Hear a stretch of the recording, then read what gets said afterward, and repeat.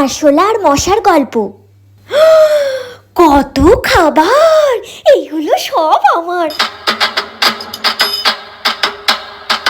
হ্যাঁ, তুই এখানে কি করে ঢুকলি? ওই তো জানলাটা একটুখানি খোলা ছিল না, আমি টুকুস করে ওখান দিয়ে ঢুকে গেছি। ধান্দাবাজ, যা এখান থেকে।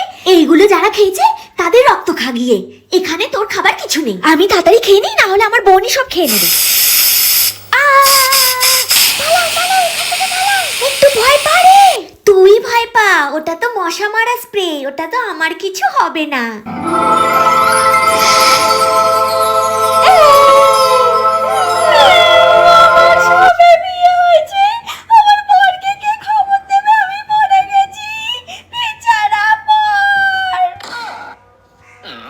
আমার খাবারগুলো তো সব আমার বোনই খেয়ে নেবে।